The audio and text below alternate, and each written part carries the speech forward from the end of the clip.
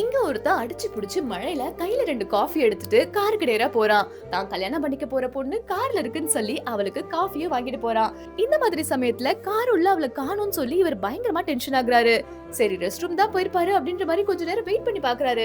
ஆனா அவளை காணவே காணோம். சரி பக்கத்துல சூப்பர் மார்க்கெட்லாம் இருக்கு, அங்க போய் தான் விசாரிச்சு பாப்போம்னு பார்த்தா இவளை பத்தின தடயம் எதுவுமே இல்ல. அது மட்டும் இல்லாம அங்க இருந்த லேடி கிட்ட வேற எங்கேயாவது ரெஸ்ட் ரூம் இருக்கா அப்படின்ற மாதிரி கேட்டு பார்த்தா ஆப்போசிட்ல பெட்ரோல் பங்க் காட்டினோடனே அங்க போய் பார்க்கலான்ட்டு போறாங்க. அந்த இடத்துல தான் கட்டிக்க போற பொண்ணோட தலையில இருந்த கிளிப்பு கீழே விழுந்ததை பார்த்து ரொம்பவே ஷாக் ஆகுறாரு. ஐயோ இவளை யாரோ கடத்திட்டாங்க போல இருக்குன்னு சொல்லி பயங்கரமா ஷாக் ஆனது மட்டும் இல்லாம நேரா போலீஸ் ஸ்டேஷன்லயும் கம்ப்ளைண்ட் பண்ண போறாரு. ஆனா போலீஸ் ஸ்டேஷன்ல இவளோட கேஸ பெருசாவே எடுத்துக்க மாட்டேங்கிறாங்க.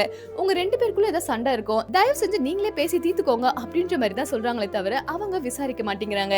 சரி நம்ம வீட்டுக்கு போய் பார்ப்போம், ஒருவேளை அட்ரஸ் தெரியாம அங்க போயிட்டாலோ என்னமோன்னு சொல்லி வீட்டுக்கு போய் பாக்குறாரு. ஆனா அந்த பொண்ணு அங்க இருந்த தடையுமே இல்லாத அளவுக்கு அவளோட திங்ஸ் எல்லாத்தையுமே எடுத்துட்டு வெக்கேட் பண்ணியும் போயிட்டா. இத பார்த்து ஷாக் ஆன கொஞ்ச நேரத்திலேயே பேங்க்ல வேலை செய்யற இவரோட ஃப்ரெண்டும் கால் பண்றாரு. அப்பதான் ஒரு விஷயம் தெரிய வருது. அதாவது இந்த பொண்ணு சின்ன வயசுலயே ரொம்ப வறுமையிலயும் ரொம்ப கஷ்டத்திலயும் வாழ்ந்தனால இவ ஒரு கிரிமினலா மாறுறது மட்டும் இல்லாம நிறைய இடத்துல கடன்லாம் வாங்கி வச்சிருந்தா. அந்த கடன் எல்லாம் சரி பண்றதுக்காக இந்த மாதிரி வெவ்வேறு ஊருக்கு போய் அங்க இருக்கிறவங்களை ஏமாத்தி ஒரு புது ஆளா ஐடென்டிட்டியை கிரியேட் பண்ணிட்டு அங்க இருக்கிறவங்கள ஏமாத்தி வாழ்றதுதான் இவளோட பொழப்பு அப்படின்ற மாதிரி தெரிஞ்சதுமே என்னடா இப்படி ஆயிடுச்சுன்னு சொல்லி இவரும் விடாம அந்த பொண்ணை கடைசியில இவர் தேடி கண்டுபிடிக்கிறாரு.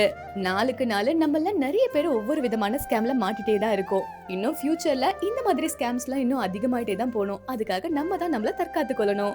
இந்த வீடியோ உங்களுக்கு பிடிச்சிருந்ததா மறக்காம லைக் அண்ட் சப்ஸ்கிரைப் பண்ணிக்கோங்க.